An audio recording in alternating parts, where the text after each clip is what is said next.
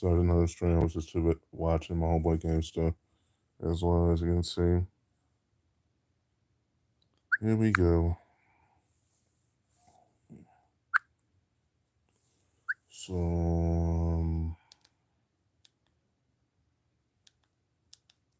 see.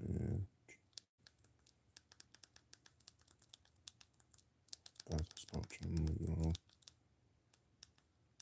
Guys. Okay.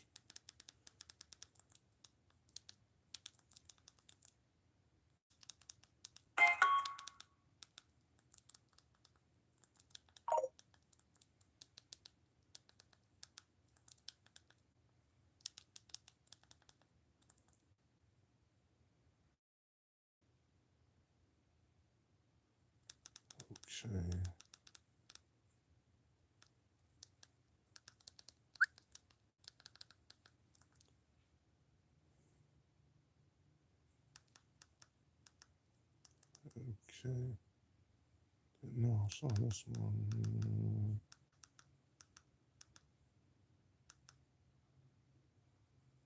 Okay, here we go. My man for what my meter's combos, obviously.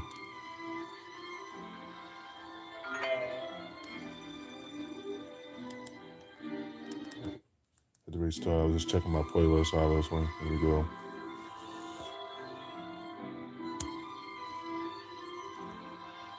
To Henny, Oh, Max on don't run again. Hoshenka, die, Henny, indeed. Heavily kicks, 40 piece,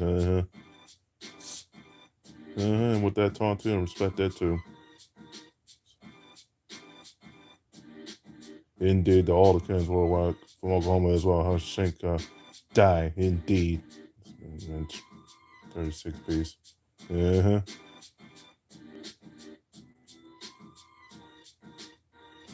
Indeed, the second ultra that was going to go to the second ultra instead of the first one. The first one's somewhat difficult than you think.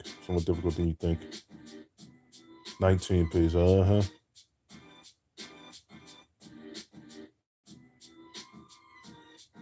must be her football mod about playing football. That must be her intro one, her intro football. The intro skin must be her mod. Let me see that one again. Must be her football mod. In her intro, for skin in the sketch, pretty much. That's the one from Alpha 3. Yeah, her mod from Alpha 3, which I already know about. That's her football one right there. When I was playing football and basketball. Indeed, 20 piece. But the whole point of the 20 piece is the extra ball saying miles an hour. That's the reason I'm showing it again. But yeah.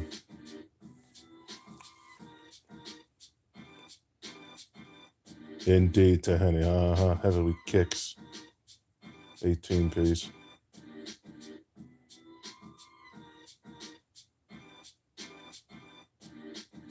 $20 piece. Henny. Like I said. Maybe Henny Bugger. Indeed.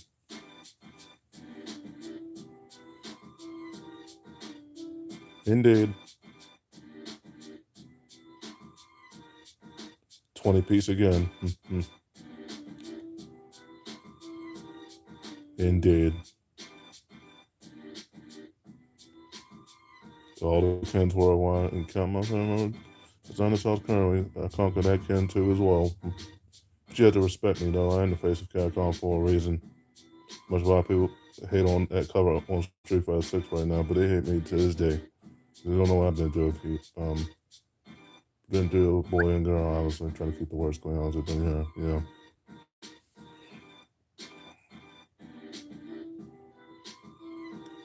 $10 piece. That must be out of the mod. 33 piece. Yep.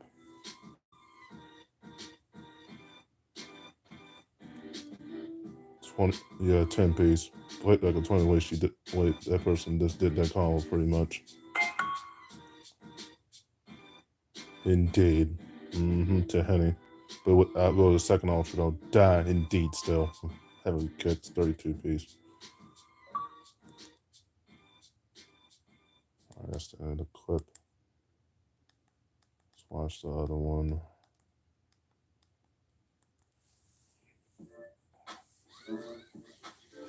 To Henny, Indeed.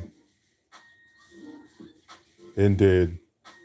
With that turbo pad I've been getting from Microsoft as well. 43 piece, just retro. To Henny. Hashenka heavily kicks Henny. To Henny,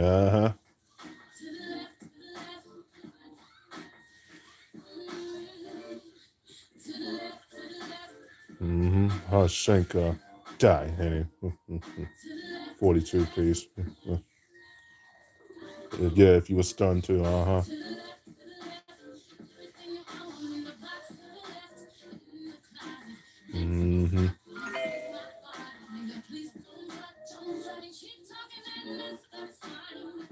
Yeah, we know about Henny talking that smack and kind until he gets conquered on Microsoft too, and Sony Lizard.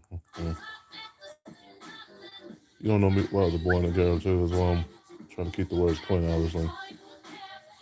Yeah.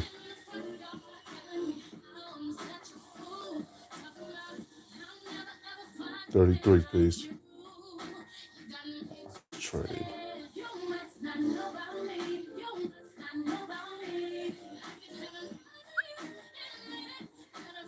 KO'd Henny, indeed.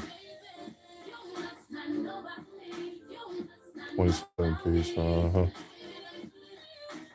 indeed. 17 piece. Second ultra, which I might go to, which makes sense. With that turbo plate I'll be getting off of Amazon soon enough. 22 piece, Stunned to Henny too, if you were stunned, Indeed, for the old 4-ray, yeah.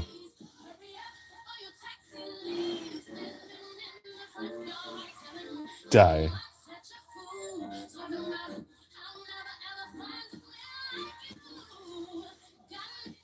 Indeed.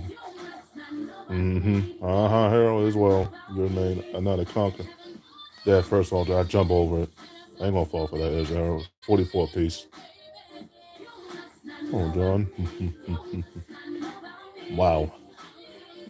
I don't know if I'll catch John with that EX move, but probably would.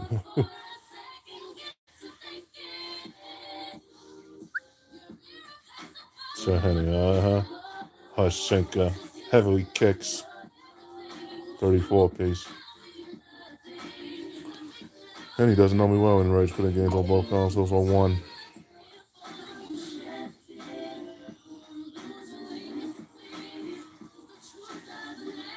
$25 piece,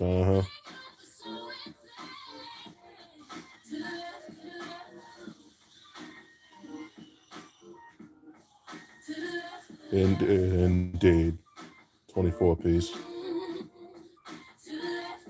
So my homeboy only said the goodie as well,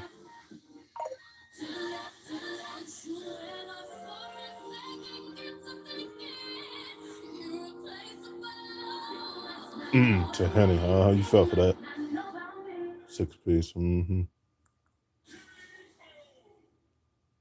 Got a perfect against Henny and got that trophy with ease. That was nothing to it.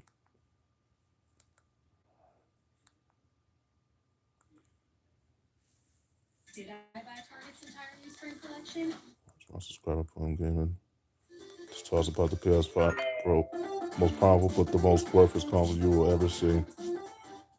Alright guys, welcome back to another video. Let's talk some more Minute PlayStation mark, 5 guys. Pro, because as we got over the last week or so, we got all of the leaked specs for the PS5 Pro, exactly what is going to be under the hood running these games, and the reason why people would want to go out and purchase an upgraded mid-generation refresh. It's been a very weird generation, I would say, from the actual a weird decade of a generation. Consoles on the market. The PS5 and the Xbox Series X, I think when they were first announced and we heard everything that was under the hood, a lot of people were very excited. It was a much better starting point this generation compared to where the PS4 and the Xbox One started last generation. And I think people expected that these consoles would last almost the entire generation if the developers were going to utilize everything, utilize all the tools, and make sure that the games ran as good as they could on the consoles. Now, we really haven't seen that. There are a lot of things that people still want. There's a lot of games that just aren't utilizing all of the features that are available, like the FSR that we've really only seen a few games use. I think RoboCop was the first game to actually use FSR 3 on the Xbox console. So all of these things just have not been happening, which has led people to have a lot more to be desired when it comes to the PS5 and the Xbox Series X. Now, you have to admit, so far this generation, most games, the majority of games have had a performance mode. The majority of games have been able to run at higher frame rates than 30 FPS. The stability of them, that's a different question depending on the game that is there. But when it comes to 30 FPS versus 60 FPS, whenever people see these big AAA games not having that performance mode or being locked at 30 FPS on the console, it is something that really causes a lot of discussion and disappointment amongst gamers. And we're starting to see more of that as more games do come out. I mean, Dragon's Dogma 2 is around the corner, and from what we have seen so far, is that it's not going to be very Oh stable. my You're gosh. not going to be getting 60 frames per second on the console. That's going to be one of the biggest games released this year. So it makes you ask the question going forward to the next few years before this generation ends, is this really what's going to be happening with major AAA games? And is a pro console needed to alleviate some of those concerns and alleviate the performance issues that some of these major games potentially will have? And that's where the PS5 Pro comes in. As we did get the leak specs, and now we can kind of understand here how much of a jump this is actually going to be from the original PlayStation 5. Now, this is a spec analysis here from Digital Foundry, and they go through a lot of stuff here. I'm not going to read through the entire thing because it is very long, and there's a lot of just discussion here that doesn't get you the true answer that you're looking for. Because I know the question here is, what will these specs do? Will it give solid 60 frames per second across all games, especially with a game like GTA 6? So here are these specs. And you can see the differences between the PS5 Pro and the PlayStation 5. The major differences to highlight here would be the teraflops in the GPUs.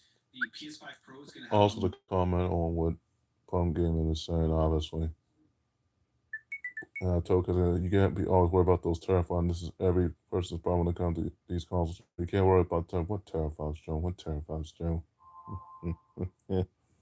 much more powerful GPU, 33.5 teraflops versus the 10.23 teraflops with the PlayStation 5. Now, of course, teraflops is just one small part that makes the engine run, that gives you these games running properly. And a lot of people just focus on that, but it doesn't determine the actual performance of these games. If you remember with the PS5 and the Series X, it was like 12 teraflops versus the 10 teraflops. And Xbox Series X being more powerful, people thought that was going to give it such a huge boost over the PS5, and that clearly has not been the case. PS5 has had games run better on it. Series X has had games run better on it. It all comes down to the optimization from the developers and then also other pieces within the console itself. Now, the CPU, this is the other major thing here that needs to be looked at, because this is the thing that isn't getting a very big upgrade. It's getting a 10% boost over the original PS5, where it's the exact same CPU, 8-core, 16-thread Zen 2 processor at 3.5 gigahertz, but that can be boosted up to 3.85 gigahertz, whereas on the PlayStation 5, it can only go up to 3.5, which equates to a 10% boost over the OG PS5. And this is kind of where it gets interesting, because it makes you question, what is the point of this PS5 Pro console? And Digital Foundry does an analysis here of the Zen 2, of the CPU, and explains that if you're expecting to get the PS5 Pro and then just have this seamless 60 frames per second experience on all of your games that release for it, that's not going to be the case. And especially if you were thinking that GTA 6 is going to have a perfect 60 frames per second mode on the PS5. And the comment on what Plum Gaming is saying, it's not going to have 60 frames. It's going to be lucky to even get the 50 or 40 or 30 frames. Might crack 30, but it'd be lucky to even get the 40 if it gets to 50, and only because the game and its graphics itself. So yeah. What graphics don't? What graphics don't?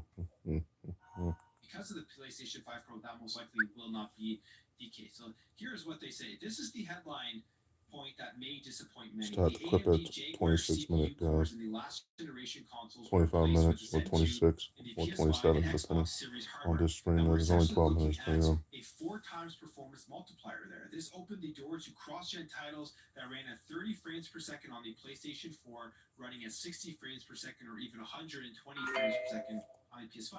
However, as cross-gen becomes a thing of the past, we are seeing more and more titles hitting CPU limits. And also the comment on what Pungan said. A lot of people will say, anybody that I know, will say cross-gen is a thing in the past. I said, no, it's not.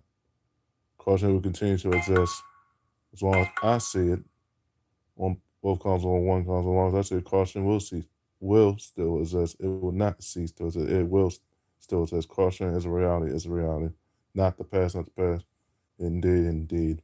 So our investigation of the AMD 4800S desktop kit built on the exact CPU used in the Xbox Series X reveals that the processor is way behind the capabilities of today's mid-range PC CPU. So right there, that is the bottleneck with these consoles. It is the CPUs. And with the PS5 Pro, with these specs that have been leaked, if these do end up being 100% true, they're not doing enough here to upgrade that to give that consistent 60 FPS with all of these major AAA games that are coming out. They say PlayStation 5 Pro sticks with the Zen 2 but offers developers the ability to run at a cap 3.85 GHz clock speed as opposed to 3.5 cap on the standard PS5. Similar to the existing machine, the Pro appears to operate with strict power limits, adjusting CPU and GPU clock speeds within a predetermined power budget. Activating the 10% speed increase means the clock speeds on the GPU decreased by a circa 1.5%, leading to a 1% performance hit, according to Sony. And they say in the PlayStation 5 Pro, the CPU gained a 33% increase in the CPU power with no impacts to the GPU performance at all.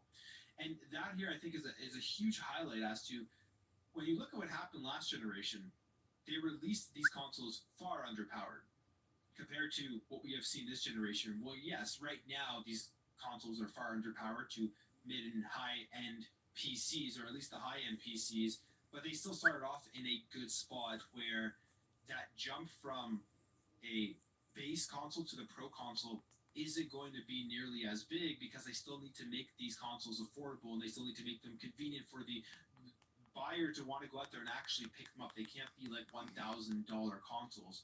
No matter how much people want that, it's just never anything that we've really seen here on the console market. So unless somebody's coming in here and completely trying to change the game when it comes to consoles, maybe the next generation, from the rumors we've heard, there's going to be an at-home Xbox console and a handheld hybrid Xbox console. Maybe that at-home home console for Xbox will be very expensive, knowing that it's just appealing to a very, very niche market. So that's the issue here. Is that jump from the PS5 to the PS5 Pro, at least on the CPU side, is not nearly enough to destroy some of these bottlenecks that these CPU games or these CPU limited games are running into. And they, again, 32% from PS4 to the PS4 Pro. And they say the kind of gain you would expect from a new silicon process, though, and that's because, as they say here, brand new silicon process. They say the fact that the PS5 Pro is compromised in comparison does seem to suggest that Sony is doing the best it can with the 6 nanometer process. In real terms, those hoping that PS5 Pro will turn CPU limited 30 frames per second titles into super smooth 60 frames per second experiences will be disappointed.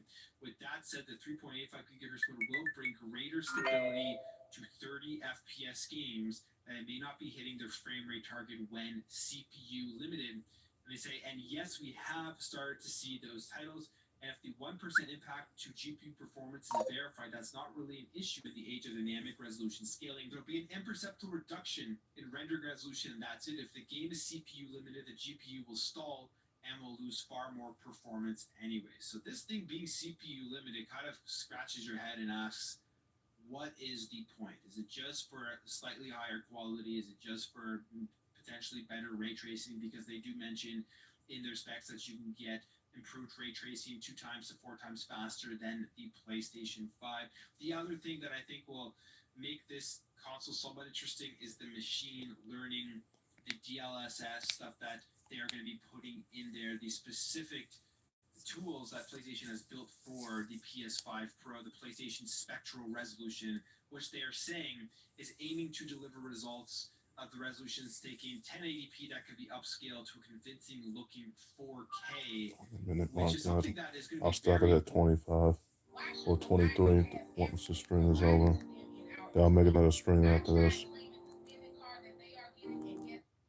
Important going forward for the next gen is the software within these consoles. I think that's going to be as important as the actual hardware under the hood, where they can actually utilize the software to give that next generation experience, while at the same time being able to put in hardware that is powerful but keeps the console affordable, because that is always the key when it comes to consoles. They can't be $1,000+. They gotta be frugal prices. $1,000+, and to do Frugal that, prices. all of this new software stuff that these companies are developing is going to be the key to giving better performance for these more taxing games future. So I think that's going to be kind of cool to see how this technology works and their machine learning, how it does help these games overall.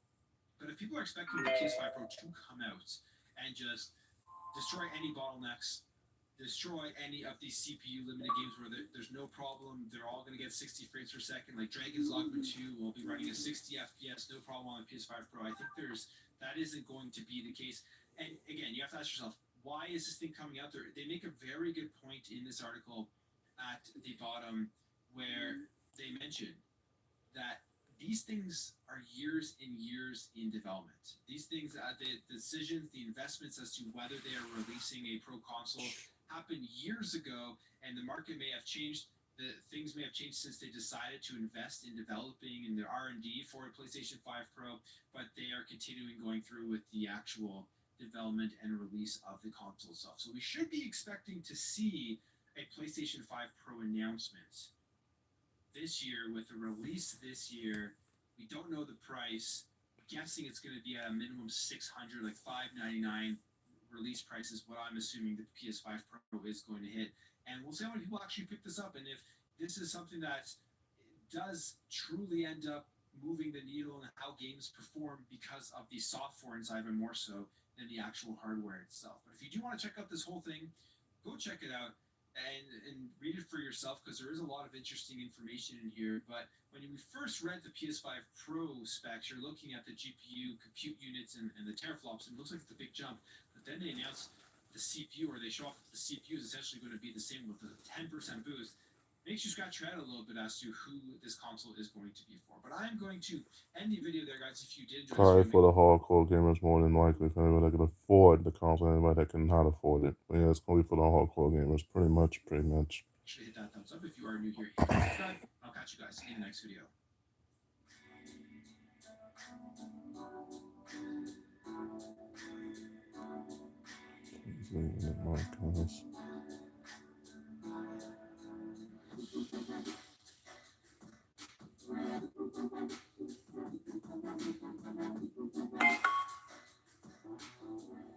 Alright. You saw that one. Obviously, got started at 23 minutes. Make another one shortly. Yeah, guys, I'll make another stream showing more Capcom combo content and more gaming news content as well.